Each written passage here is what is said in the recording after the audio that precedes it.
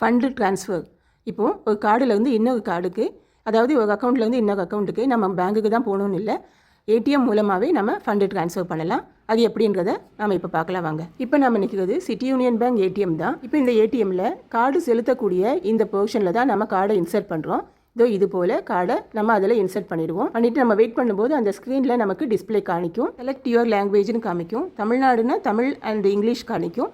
மற்ற மாநிலங்களில் தமிழ், இங்கிலீஷ், ஹிந்தின்னு காணிக்கும். நமக்கு என்ன மொழி வேணுமோ அதை நம்ம செலக்ட் பண்ணணும். அந்த செலெக்ஷன் கூட ஸ்க்ரீனில் உள்ள தமிழ் அல்லது ஆங்கிலத்தில் தொடலாம், இல்லைன்னா வலது பக்கம் உள்ள பட்டனை நம்ம அழுத்தலாம். ஸ்க்ரீன் நமக்கு காணிக்கக்கூடிய தகவல், please enter your pin number. நம்ம கார்டினுடைய பின் நம்பரை நம்ம அதில் டைப் செய்யணும். நம்ம டைப் செய்த பின் நம்பர்னுடைய காட்சியை தான் இப்போ நம்ம மானிட்டரில் பார்த்துட்டு இருக்கோம். நம்ம முதல்ல கார்டு இன்சர்ட் பண்ணோம், லாங்குவேஜ் செலெக்ஷன் பண்ணோம். அடுத்தது நம்ம கார்டுக்கான 4 டிஜிட் பின் நம்பர் நம்ம டைப் செய்தோம். மானிட்டரில் நமக்கு இடது பக்கம் 4 ஆப்ஷனும் வலது பக்கம் 4 ஆப்ஷனும் காணிக்குது.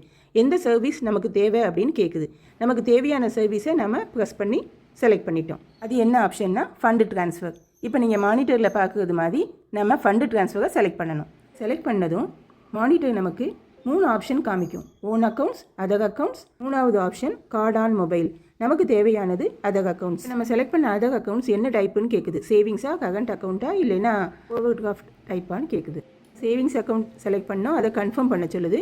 அப்போ நம்ம அனுப்ப வேண்டியவங்களுக்கான அக்கௌண்ட் நம்பரும் இதில் டைப் பண்ண சொல்லுது. நம்ம அதை டைப் பண்ணி முடித்தோடனே எவ்வளவு அமௌண்ட் அனுப்பணும் அதையும் நம்ம இப்போ டைப் பண்ணிகிட்டு இருக்கோம். டைப் பண்ணி முடிச்சுட்டு அதை கன்ஃபார்ம் பண்ணணும். நம்ம அனுப்பக்கூடியவங்களோட அக்கௌண்ட் நம்பர் அண்ட் அமௌண்ட்டு அதை எழுதிட்டு அதை கன்ஃபார்ம் பண்ணணும். இந்த காணொலி மூலமாக நம்ம பார்க்கக்கூடியது fund transfer from one account to other account. இப்போ நம்ம என்ன செய்தோம்னா, நம்ம ஏடிஎம் கார்டுலேருந்து நம்ம அனுப்பக்கூடியவங்களுடைய அக்கௌண்ட் நம்பர் இதில் மென்ஷன் பண்ணிட்டோம். எவ்வளவு அமௌண்ட் அனுப்பணுன்றதையும் நம்ம தெளிவாக எழுதிட்டோம். இப்போ அது மானிட்டரில் நமக்கு டிஸ்பிளே பண்ணுது. நம்ம கொடுத்த அக்கௌண்ட் நம்பர், அமௌண்ட்டு எல்லாம் கரெக்ட் தானான்னு செக் பண்ணிவிட்டு நம்ம இதை கன்ஃபார்ம் பண்ணணும். நம்ம அனுப்பின அமௌண்ட்டுக்கான ரெசிப்ட் வேணுமான்னு கேட்குது. வேணும்னா எஸ்ன்னு கொடுக்கலாம், வேண்டான்னா நோன் கொடுக்கலாம்.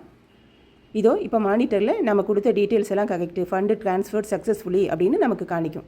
அப்போ நம்ம யாருக்கு பணம் அனுப்பணும்னு நினச்சோமோ அது சக்ஸஸ்ஃபுல்லாக போய் சேர்ந்துடுச்சின்னு அர்த்தம். ரிசிப்ட் வேணுமான்னு கேட்டுருந்தது. நம்ம ஃபண்டு அனுப்பினதுக்கான ரிசிப்ட் வேணும்னு சொன்னால் அந்த ரிசிப்டையும் நம்ம மிஷின்லேருந்து கலெக்ட் பண்ணிவிட்டு நம்ம அனுப்பின பணத்தை கன்ஃபார்ம் பண்ணிக்கலாம். இப்போ நம்ம பார்த்தது ஏடிஎம் மிஷின்லேயே ஒன் அக்கௌண்ட்டு அதர் அக்கௌண்ட் எப்படி நம்ம ட்ரான்ஸ்ஃபர் பண்ணுறது ஃபண்டு. அடுத்தது செக் புக் நம்ம எப்படி கேட்டு வாங்கலாம். நம்ம பேங்க்குக்கு போகாமலே ஏடிஎம் மிஷின்லேயே நம்ம ரெக்வஸ்ட் கேட்டு வாங்கலாம். அது எப்படின்றத பார்க்கலாம். நம்ம எப்பவும் போல் கார்டு அதில் ஏடிஎம் மிஷினில் இன்சர்ட் பண்ணிட்டோம். அடுத்தது நம்ம மானிட்டரில் பார்க்கக்கூடியது நமக்கு வேண்டிய லாங்குவேஜ் செலக்ட் பண்ணதும் பின் நம்பர் கேட்கும். அந்த 4 டிஜிட் பின் நம்பர் நம்ம கொடுத்துட்டோம்னா நமக்கு ஆப்ஷன்ஸ் கொடுக்குது. 8 ஆப்ஷன்ஸ் என்ன வேணும்னு கேட்குது. அதர் ஆப்ஷன்ஸில் நம்ம கிளிக் பண்ணணும். இதில் நம்ம செலக்ட் பண்ண வேண்டியது செக் புக் ரெக்வெஸ்ட்டு. வலது பக்கம் உள்ள செகண்ட் ஆப்ஷனை நம்ம கிளிக் பண்ணிட்டோம். எத்தனை லீஃப் வேணும்னு கேட்குது.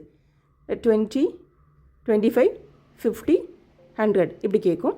நமக்கு எத்தனை செக் லீஃப் வேணுமோ அதை நம்ம ரெக்வெஸ்ட்டாக கொடுக்கலாம்.